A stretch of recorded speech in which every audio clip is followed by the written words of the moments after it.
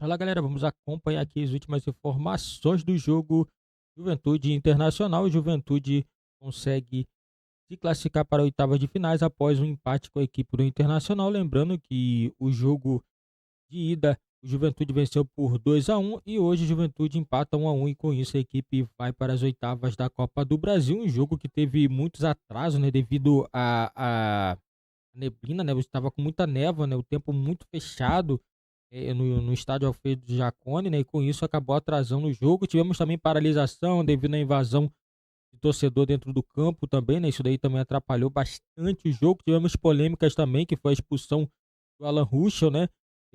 Muito debate aí para saber se foi ou não motivo de expulsão. Mesmo assim, o Juventude conseguiu a classificação. O Internacional vai ficando no meio do caminho. A situação do Internacional não tá boa. O Internacional que perdeu, né, o Eduardo Cudê e agora busca a sua classificação agora nos playoffs da Copa Sul-Americana na próxima terça-feira. Tem confusão, tem muita coisa envolvendo essa partida. Esse aí é o início, não fica impressionado não, torcedor. Esse é o início da partida, porque o jogo começou com 1h20 de atraso aproximadamente, porque ninguém conseguia ver a bola, ninguém conseguia jogar, o torcedor da arquibancada não conseguia acompanhar os movimentos, o início da partida, e depois foi melhorando a condição. E a coisa deu para ver um pouquinho melhor o que estava acontecendo no jogo entre o Juventude e o Internacional. É bom lembrar, o jogo foi em Caxias do Sul e esse tipo de neblina nessa época do ano é absolutamente normal. Esse é o pênalti do primeiro tempo que eu estava me referindo, que foi o pênalti que houve e o árbitro não deu. Teve pênalti, o árbitro não deu. O que não foi no segundo tempo, ele acabou marcando. Então é isso que é essa confusão que acaba sendo notada no jogo e depois ainda teve um outro momento da invasão de campo, o torcedor invade o gramado, vai tentar agredir o Ener Valencia, que ele tinha perdido o pênalti, né? E depois o árbitro mandou voltar porque houve invasão e o Gaciba vai nos explicar porque com a invasão, com a participação direta no lance do jogador do Juventude, a bola acabou sendo tirada e ele participou tirando a bola. Então o lance tinha que voltar, voltou. E entre voltar o pênalti e não voltar, teve uma confusão tremenda. Teve uma pressão muito grande no Internacional nos minutos finais da partida, tentando fazer o segundo gol, mas um time muito desarrumado, um time sem nenhuma convicção do que estava fazendo em campo, enfrentando um time que tem o Roger Machado como treinador, com uma postura tática, sabe, de dar inveja. Hoje, eu não tenho medo de afirmar para o senhor que está em casa, fã de esporte, que o time do Juventude é o melhor time gaúcho no Campeonato Brasileiro. Agora passou para outra fase da Copa do Brasil. E o time do Internacional tem agora a fase eliminatória da Sul-Americana, né, para disputar. Então vamos ver como é que isso vai acontecer para o Juventude em termos de seguir na Copa do Brasil. Já é um bom dinheiro que entra, mais de 10 mil pessoas foram acompanhar o jogo em Caxias do Sul. A torcida do Caxias vai, uma torcida apaixonada, mesmo com chuva, com frio, com neblina. O pessoal não conseguindo ver o jogo direito, mas eles vão para acompanhar. O time do Juventude é um time que merece atenção, principalmente porque é um time que tem boas ações defensivas, tem um bom comportamento defensivo, tem um bom sistema de marcação no meio-campo, não dá muitas oportunidades para o adversário e tem um ataque com muita velocidade, que sabe fazer gols. É só você ver o que aconteceu nesses últimos tempos. O Grêmio tomou de 3 do Juventude, não foi? Foi. O Internacional tomou 2-1 e tomou mais um gol hoje. Então, 6 gols marcados pelo Juventude contra os dois grandes do futebol do Rio Grande do Sul. Repito, para mim hoje, o time mais organizado taticamente, melhor organizado tecnicamente, com postura dentro de campo, é a equipe do Juventude, trabalhada pelo treinador, que é muito bom treinador, Roger Machado, que preferiu não pegar o trabalho de meio de temporada no ano passado para pegar um trabalho no início da temporada agora. Esse é para mim, esse é um grande absurdo que acontece no futebol brasileiro. É bom lembrar que no ano passado teve um torcedor também que invadiu o campo lá no Beira-Rio com uma criança no colo. Vocês estão lembrados disso no ano passado? O torcedor invadiu com a criança no colo para brigar com o jogador do Internacional. Esse torcedor, no momento em que o pênalti foi perdido pelo Ener Valencia e antes de voltar à cobrança, que aí depois o Ener Valencia acabou fazendo o gol, aliás, o Ener Valencia bateu um pênalti muito mal.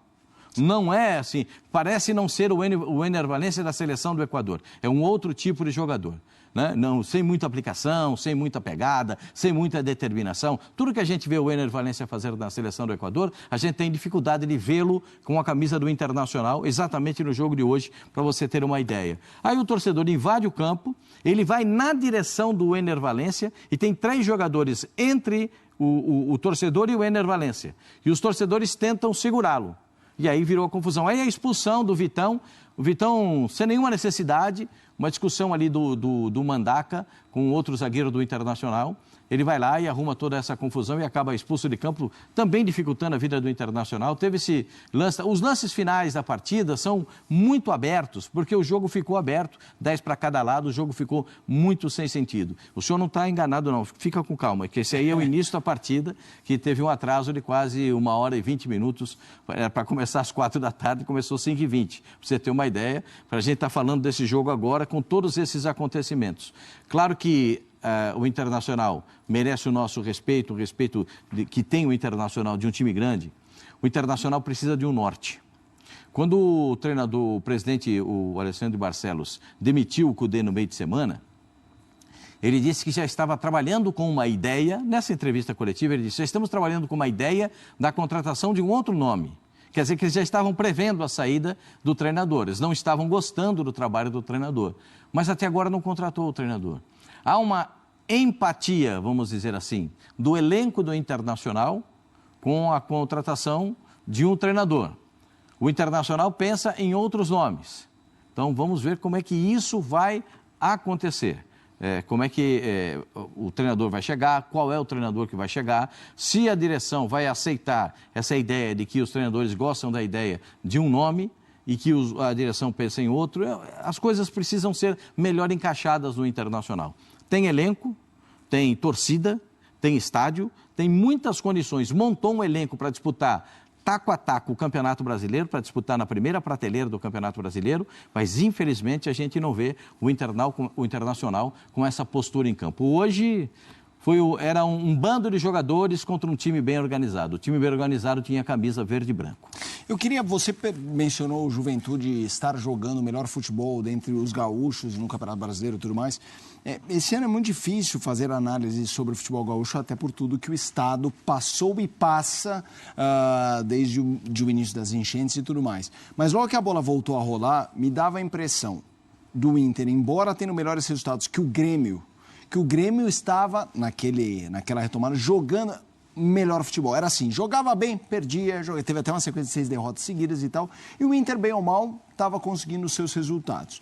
É muito difícil fazer uma avaliação do Inter, do Grêmio, do Juventude, sem descolar o momento... Cada um viveu uma realidade diferente, né? Sem dúvida. O Juventude teve problemas na cidade, a cidade de Caxias sofreu problemas, o Juventude teve problemas no seu estádio, mas conseguiu solucioná-los mais rapidamente.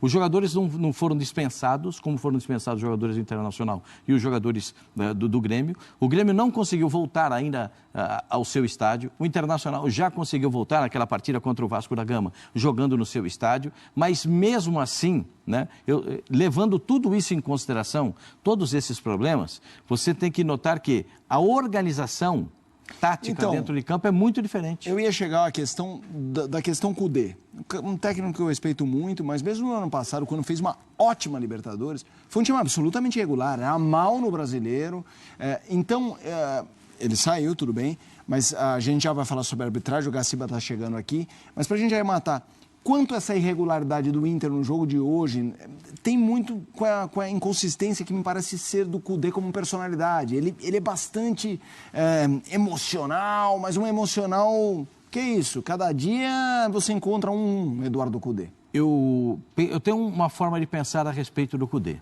Ele é um técnico super valorizado e que entrega muito pouco para os clubes que ele trabalha. Ele não consegue desenvolver um trabalho do começo ao fim, ele não consegue ter um trabalho que fica bem colocado nas competições, ele tem momentos, né, acho que da personalidade dele, como você mesmo disse, que a personalidade dele tem altos e baixos, né? Ele chegou no jogo em Caxias do Sul, né, a discutir com torcedores aqui na arquibancada, e discutindo com os torcedores na arquibancada, o auxiliar dele foi segurá-lo, ele acabou empurrando o auxiliar dele de uma maneira muito agressiva. Então, quer dizer, o Kudê tem essa situação, essa personalidade. Mas o time do Internacional, eu confesso para você, o time do Internacional tem muito pouco futebol.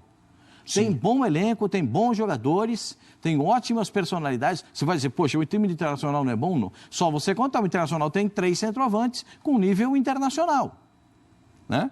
3 centroavantes, um está na seleção da Colômbia, um argentino que todo mundo reconhece, um equatoriano que estava disputando também a Copa América na seleção do Equador e titular da seleção equatoriana, mas não conseguem jogar na equipe do Internacional. A qualidade não aparece. O Wanderson, que era um bom jogador do ano passado, não consegue repetir a mesma façanha. Então, tem muita coisa. Assim, quando as coisas não vão bem, às vezes precisa de um ajuste, não só um ajuste fino, precisa de um ajuste um pouco maior, que eu acho que é o caso do Internacional. Tem que fazer um ajuste grande para botar todo mundo em torno do propósito, quer ver o Internacional. No meu modo de ver, o Internacional tem elenco para brigar nas primeiras posições do Campeonato Brasileiro. Vamos falar de um ponto importante desse jogo, que é a questão da arbitragem. Temos aqui conosco o Leonardo Gaciba, o nosso comentarista de arbitragem. Existem os lances esportivos, existe toda aquela confusão de violência, torcedor invadindo o campo e tudo mais. Gaciba, queria que você desse primeiro em linhas gerais como é que você viu a arbitragem. Foi um jogo difícil, com elementos difíceis também, mas eu queria que você trouxesse um pouco a sua visão de como foi a arbitragem nessa partida. Boa noite para você, Gaciba. Boa noite, senhores. É um prazer muito grande falar com vocês. Eu não apitaria mais, Pascoal. Eu não ia conseguir mais apitar porque rasgaram completamente o que nós chamávamos na nossa época de regra 18. Né? Hoje na lei do jogo está escrito bom senso. Sim. Mas rasgaram. Hoje o que está escritinho num cantinho da lei, o pessoal é completamente colocado a fazer. São tão bem preparados fisicamente, tão bem preparados tecnicamente, mas nessa parte de entendimento da regra, entendimento do jogo, eu acho que nós deixamos muito a desejar, né, em relação a tudo o que aconteceu. Né? Vejam, nós tivemos um pênalti marcado, para mim um pênalti corretamente marcado. O VAR corretamente analisa a ação do goleiro e acaba mandando regressar a cobrança. Agora, a respeito desse cidadão que invadiu o gramado, né? Nós temos até, e aí vocês podem falar melhor do que eu, um acordo entre TVs, né, com TVs, com público, né, que a gente não estimula esse tipo de situação. A gente não mostra essas coisas quando acontece na TV, porque muitos torcedores invadiam o gramado para aparecer na TV, para ter uma visibilidade maior. Aí a arbitragem brasileira chama o árbitro de campo para expulsar o jogador por ter agredido o invasor. Aí você vai me perguntar, mas na regra, agredir é cartão vermelho? Sim, sim, a regra do jogo, agressão é cartão vermelho. Está correto pela lei. Mas e o entendimento? E o desdobramento? Né? Me cobrem. Quantas vezes vocês acham que isso vai acontecer no futebol brasileiro a partir de hoje? Torcedores invadindo para tentar causar a expulsão dos jogadores da outra equipe. Isso é um precedente perigosíssimo que foi aberto. E o pior, a comissão de arbitragem não pode vir a público e dizer que o árbitro errou, porque na lei está escrito.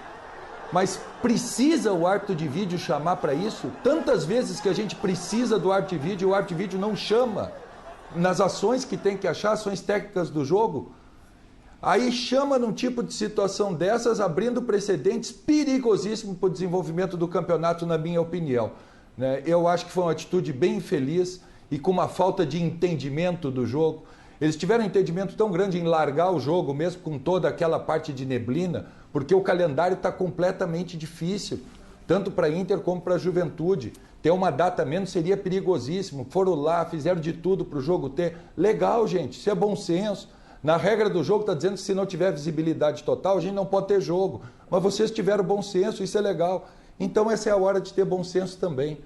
né? Que o pessoal tem que começar a pensar um pouquinho mais e entender o futebol e todas as consequências que sofrem as ações que são feitas dentro do campo, na minha humilde opinião, lógico.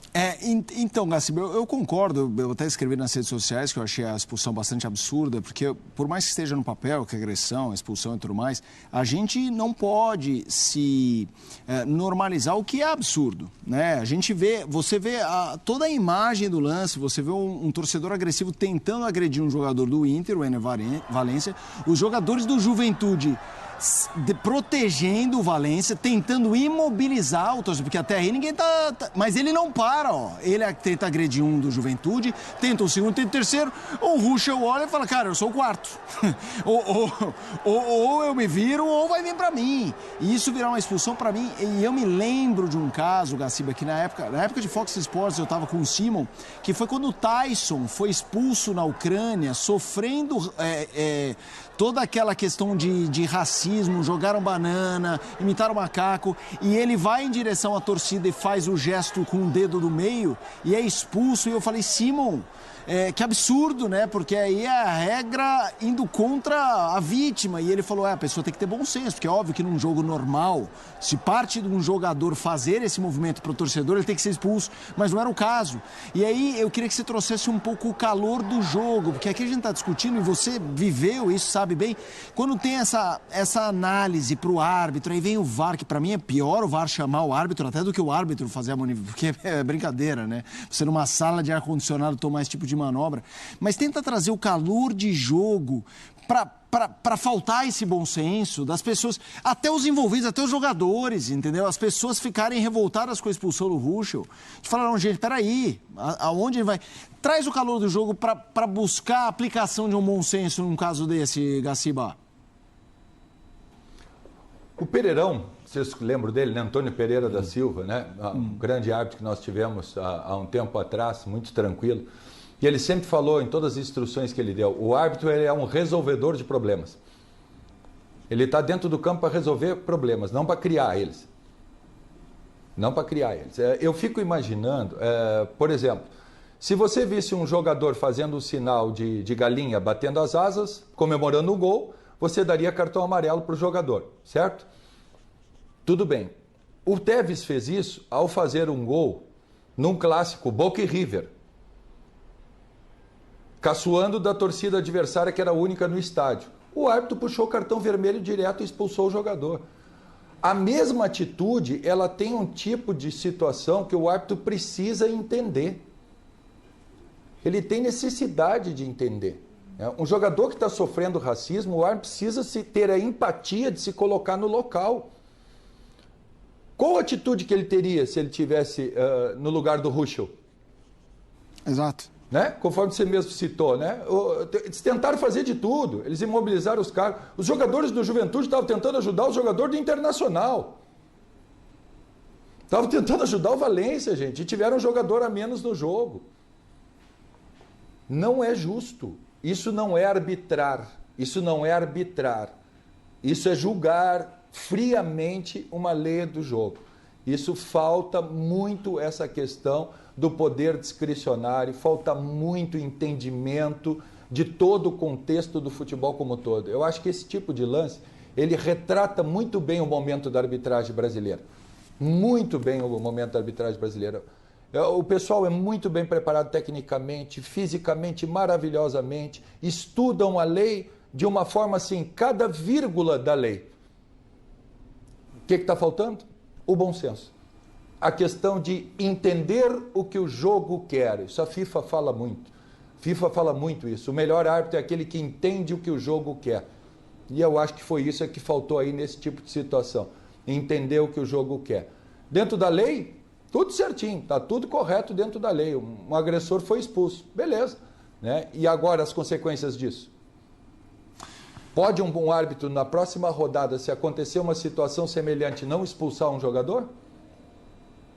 Não pode.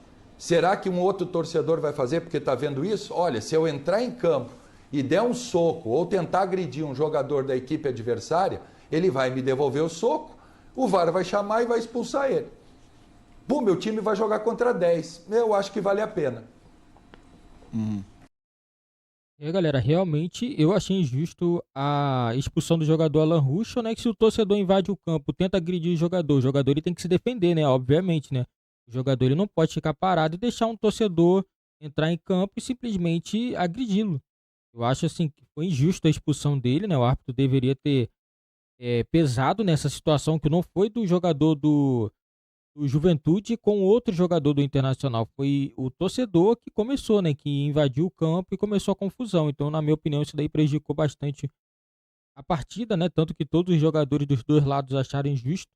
E a arbitragem do futebol brasileiro tá muito ruim. Por que que tá muito ruim? É sempre os mesmos árbitros que tá apitando. Não tem mudança. Enquanto não fizer uma limpa na arbitragem do futebol brasileiro e colocar pessoas capacitadas que realmente estão a fim de não atrapalhar o jogo, o futebol brasileiro vai melhorar. Enquanto continuar assim, não vai. São as mesmas arbitragens, é Daronco, outros aí, é a mesma coisa, não adianta. É a mesma arbitragem sempre, e é sempre o mesmo erro.